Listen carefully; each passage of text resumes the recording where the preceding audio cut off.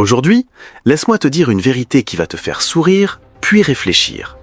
Tu vois ta journée là, ton téléphone, ton internet, ton WhatsApp ouvert 24 heures sur 24, quelqu'un quelque part dans le passé en rêvait comme d'un miracle. Imagine, en 1900, si tu dis à quelqu'un « Dans le futur, tu vas parler avec quelqu'un à l'autre bout du monde sans câble, avec une boîte dans ta poche », on allait te regarder comme ça, et on allait doucement appeler les anciens du village. Et pourtant aujourd'hui, tu es là, tranquille, tu ignores même les messages. Le téléphone magique. Dans les années 50, voir quelqu'un parler seul dans la rue égale diagnostic direct, problème sérieux. Aujourd'hui, tu marches, tu ris, tu parles seul et on sait juste que tu es en appel Bluetooth. Même les fous d'hier seraient considérés comme ultra connectés aujourd'hui. Les écrans du futur. Avant, dans les films de science-fiction, les gens disaient « Un jour, on aura des écrans partout ».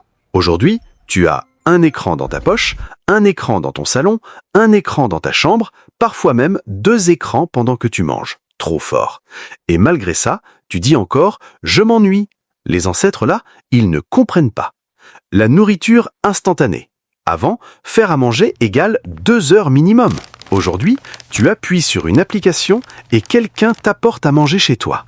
Si tu racontes ça à quelqu'un du XVIIIe siècle, il pense que tu es un roi. Mais toi, tu es fâché parce que la livraison a pris 25 minutes au lieu de 20. Trop fort.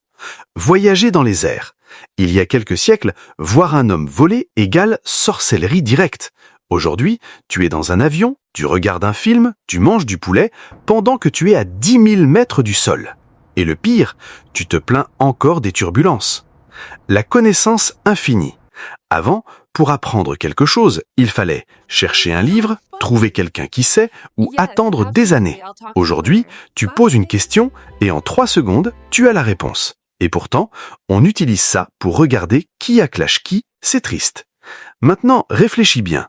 Tu n'es pas juste en train de vivre ta vie, tu es en train de vivre le futur que des millions de personnes n'ont jamais connu. Leurs rêves sont devenus ta routine, leur imagination est devenue ton ennui. Et ça, c'est peut-être le plus grand paradoxe de notre époque.